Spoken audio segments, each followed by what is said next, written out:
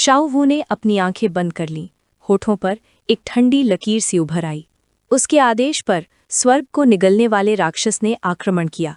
हरे crystal की नोक वाला एक नुकीला दांत धागे की तरह विशाल बुद्ध शिष्य के शरीर में घुस गया, एक बड़ा छेद कर दिया और उसका शरीर हवा में उड़ती रेत की तरह बिखर गया।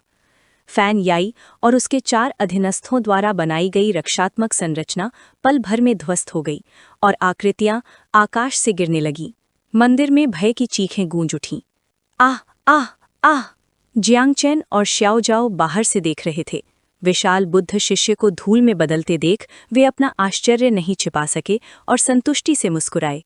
एक और सफलता, श्याओ वू की योजना वाकई असाधारण थी। स्वर्ग को निगलने वाले राक्षस द्वारा फैन याई के गर्वित टावर को गिराने के बाद श्याओ वू के लिए वो रेत के महल की तरह नाजुक था। उसकी आवाज़ ठंडी पड़ गई जब उसने दया न करने का आदेश दिया और राक्षस भागते हुए भिक्षुओं का पीछा करने लगा और उन्हें किनारे तक धकेल दिया जब तक कि वे समुद्र में नहीं गिर गए। निराशा में रोते हुए, देखो, आह आह, बिखर जाओ। जब सेवक नष्ट हो गए तो स्वर्ग को निगलने वाले राक्षस की क्रूर दृष्टि फैन याई और उसके आदमियों पर टिक गई। फैन याई ने भौहें चढ़ाईं। गंभीर भाव से, ये जानते हुए कि संकोच का अर्थ मृत्यु है, उसने तेजस्वी दिव्य फल निकाला और चारों से कठोर स्वर में कहा कि इस स्थिति में उन्हें फलों का उपयोग करना ही होगा। यद्यपि पूरी तरह से पके नहीं थे, फिर भी प्रत्येक 2 फल 10 गुना रूपांतरण को तोड़ देंगे, जिससे फैन याई उत्तेजित हो गया। चारों ने खतरे को भांप लिया और संकोच करना बंद कर दिया। प्रत्येक ने दिव्य फलों को निगल लिया। यहाँ मरने से बेहतर है कि वे साधना के दुष्परिणाम का जोखिम उठाएं। जो कोई भी उनकी साधना के मार्ग में बाधा डालेगा, उसे मरना होगा। फलों को अवशोषित करने के बाद फैन याई और उसके आदमियों ने तुरंत अपनी संरचना को पुनः संगठित कर लिया। विशाल बुद्ध शिष्य स्वर्ग को निगलने वाले राक्षस के सामने पुनः प्रकट हुआ। ब्रह्मा देवता की शक्ति का विस्फोट हुआ और ब्रह्मा का माया जाल 10 गुना रूपांतरण को चकनाचूर कर गया। उसने चमड़े का एक कोड़ा प्रकट किया जिसकी हर मार बिजली की तरह हवा को चीरती हुई निकली। उसकी सुनहरी आंखें धधक रही थीं। उसका निचला शरीर 100 मीटर लंबी सर्प की पूंछ में बदल गया। उसने दहाड़ लगाई। सर्प देवता 10 गुना रूपांतरित होकर प्रकट हुए। शक्ति उसके भीतर उमड़ पड़ी। तीनों ने एक हाथ से खुद को ढाल बनाया, जबकि दूसरे हाथ से अपने शरीर पर लाल कपड़ा कस लिया और पाई देवता की आभा तुरंत अपनी जगह लौट आई। बाईशी ने थोड़ा सा भौहें चढ़ाईं। जैसे ही आध्यात्मिक शक्ति उसकी ठंडी तलवार में भर गई, उसका इरादा तेजी से आगे बढ़ा और काले स्वर्ग के महान देवता ने औपचारिक रूप से अपना स्थान ले लिया। अंत में सफ़ेद हाथी ने अपना रूपांतरण पूरा किया और 2 ठंडी चमकती तलवारों के साथ एक परिचित मानव रूप धारण कर लिया, जबकि उसकी सूंड से एक प्रचंड धारा बह निकली। हाथी देवता औपचारिक रूप से लौट आया। ये सब अचानक इस तरह क्यों रूपांतरित हो गए? श्याओजिया ने जियांगचेन को आगे बढ़ते और झुककर देखने को कहा, फिर वो भी उसके पीछे गया। दिन के छोटे से कीड़े को पकड़े हुए उसने जियांगचेन की ओर देखा, जिसका चेहरा गंभीर था। उसकी आंखों में श्याओ वू के लिए गौरव था। उन सभी ने 10 गुना रूपांतरण को तोड़ दिया था और वो सोच रहा था कि क्या श्याओ वू अब भी टिक पाएगा। जियांगचेन युद्ध में हमेशा जीत हासिल करता था और किसी भी बदलाव को नहीं छोड़ता था। उसने श्याओ वू की ओर देखा और चुपके से अपने माइम टाई काटा में 3 सेकंड आगे की भविष्यवाणी करने की क्षमता को सक्रिय कर लिया। दृश्य उसके दिमाग में धीमी गति की फिल्म की तरह उमड़े। उसकी तलवार, भौहें, दानव, ये दृश्य था। उसने देखा कि श्याओ वू पीछे की ओर गिर पड़ी। उसका शरीर घावों से छलनी था। ये बहुत बुरा था। श्याओ वू को निश्चित रूप से चोट लगी होगी और स्वर्गीय सम्राट के पहले के लगातार महान आक्रमणों ने संभवतः उसकी बहुत सी शक्ति समाप्त कर दी थी। 5 विशाल बुद्ध सेनापतियों का सामना करते हुए श्याओ वू शांत रही। एक हाथ कमर पर रखे हुए उसने चारों ओर तिरस्कार भरी निगाहों से देखा और ठुड्डी उठाई। बोली, तो तुम्हें लगता है कि इससे मुझे डर लगता है? ये मत समझो कि 10 गुना रूपांतरण को तोड़ देने का मतलब है कि मैं तुमसे निपट नहीं सकती। मेरी नज़र में तुम निकम्मे हो। परिणाम को देखते हुए जियांगचेन ने तुरंत श्याओ वू को पीछे हटने को कहा। वो जम गई और उसे हैरानी और बढ़ती हुई झुंझलाहट से देखने लगी। क्यों? श्याओ वू को पीछे हटने की कोशिश करता देख 5 बाघ सेनापतियों ने उसे ऐसा करने नहीं दिया और उसे मजबूर कर दिया कि वो अपना तुर्रुप का पत्ता इस्तेमाल करे। वो भाग नहीं सकी। दिव्य हथियार हवा में घूमते हुए आपस में टकराए। उनका घातक इरादा सीधे श्याओ वू की ओर बढ़ा और दिव्य क्षेत्र खुल गया और महान वध तकनीकें फूट पड़ी। राक्षसों ने भयानक गति से हमला किया। जियांग चेन ने जरा भी संकोच नहीं किया। उसका शरीर बिजली की तरह तेजी से निकला। वो तेजी से भागा, केवल धुंधली परछाई छोड़ते हुए श्याओ वू को पुकारता रहा। उसकी चकाचौंध भरी गति ने श्याओ जिया को चौंका दिया। इससे पहले कि वो कुछ प्रतिक्रिया कर पाती, जियांग चेन ने श्याओ वू को अपनी बाहों में खींच लिया।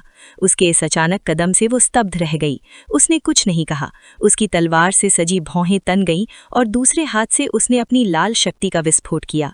दिव्य हाथी कारागार, दमनकारी शरीर, वाड़ देवता रूपांतरण और 9 पाताल लोकों की शक्ति एक साथ उजागर हो गई। उसी क्षण उनके सामने एक विशाल ढाल प्रकट हुई, जिसने फैन याई द्वारा छोड़े गए सभी मैजिकल हथियारों को रोक दिया। टकराव की गर्जना से समुद्र में हलचल मच गई और बवंडर जोर से चलने लगे। 5 बाघ सेनापतियों के संयुक्त आक्रमण का सामना करते हुए जियांग चेन ने खुद को 5 के खिलाफ अकेला पाया। दर्द को सहते हुए उसकी भौहें तन गईं और उसने दांत भींच लिए। जियांग चेन ने अपनी पूरी ताकत युद्ध में झोंक दी। दोनों सेनाएं धरती को हिला देने वाले विस्फोटों से टकराईं और विशाल स्वर्ग भक्षक जानवर अंततः जीत नहीं सका। दबाव सहन कर सके, उसका शरीर अनगिनत टुकड़ों में बिखर गया। शियावू ने आंखें चौड़ी कर लीं और चीख पड़ी, क्योंकि स्वर्ग को निगलने वाला सम्राट फिर से नष्ट हो गया था। अपने आत्मा पशु को 5 बाघ सेनापतियों के हाथों में सिकड़ते हुए और जियांग चेन को वार सहते हुए देखकर शियावू गुस्से से लाल हो गई। आंखों में आंसू भर आए। अनिच्छा से उसने उसके बाल पकड़े और संघर्ष करते हुए लड़ने की जिद की। अपने गुस्से पर काबू न रख पाने के कारण उसने गुस्से से चिल्लाकर उसे चुप रहने को कहा, क्योंकि पूरा स्वर्ग को निगलने वाला सम्राट तुरंत अपने ठिकाने पर लौट गया। शियावू को विरोध करने का मौका दिए बिना उसने उसे शियावू चेन की बाहों में रख दिया और जाने से पहले उसे बेकाबू शियावू पर नजर रखने का निर्देश दिया। काऊ काऊ ने धीरे से उसे संभाला और उसे आश्वस्त किया कि वो निश्चिंत रहे। 5 बाघ सेनापतियों ने आकाश को देखा। भस्म करने वाले उस राक्षस की युद्ध शक्ति समाप्त हो चुकी थी और केवल जियांग चेन ही खड़ा रह गया था। इसलिए उन्होंने जल्दी से जादुई हथियार उठाकर उसे रोकने का प्रयास किया। उनकी हत्या की मंशा भड़क उठी और उन्होंने एक साथ चेतावनी दी कि आज जब 5 एकजुट हैं तो जियांग चेन के पास बचने का कोई रास्ता नहीं है। जियांग चेन ने शांत तिरस्कार भरी निगाहों से उन 5 को देखा। उसके होठों पर हल्की सी मुस्कान थी। उसने अपने पीछे छिपे आदिम जीवन रूप के लिए कई तुरुप के पत्ते बचा रखे थे, लेकिन अगर वे मरने के लिए इतने उत्सुक हैं तो वो पहले उनका इस्तेमाल करेगा।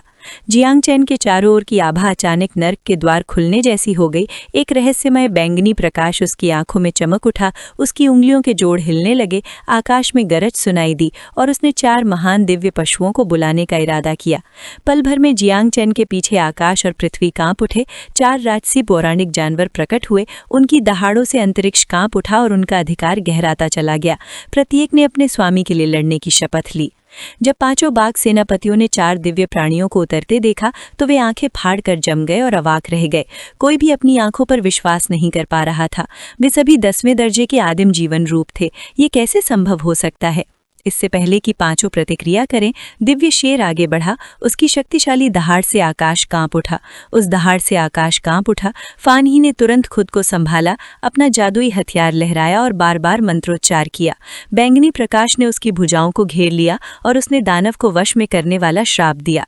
हालात 2 मोर्चों में बट गए। फानी एक दिव्य शेर के साथ द्वंद्व युद्ध में फंस गया। जैसे ही दोनों शक्तियां एक बड़े इलाके में जोरदार तरीके से टकराईं, उसने पीछे हटने का आदेश चिल्ला कर दिया और बाकी चारों तुरंत पीछे हट गए।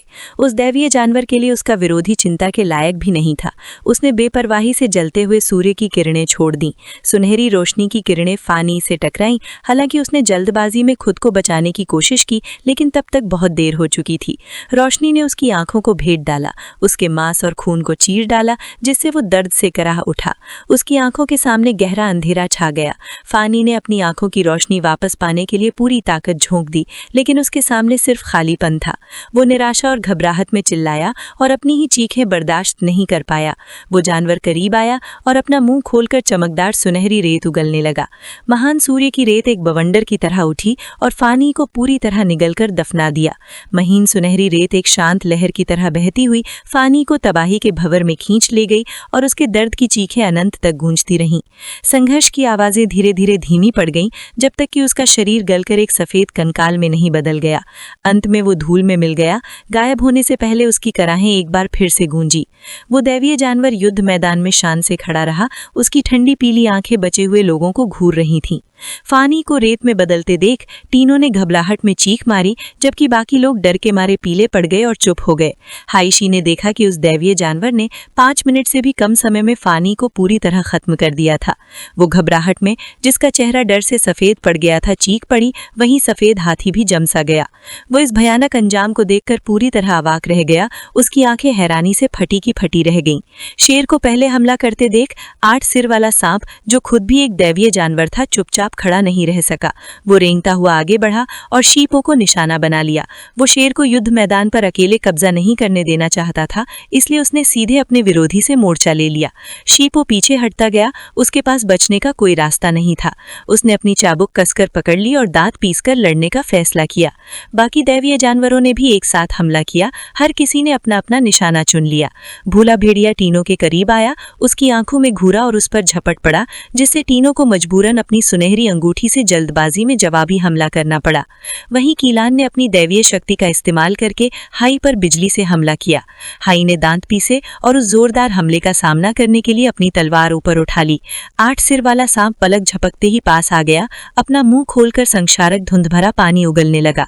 शीपों ने भौएं चढ़ाई और लगातार चाबुक घुमाई, हमले को तितर बितर किया और दिव्य चाबुक की शक्ति का उपयोग करके बचाव किया।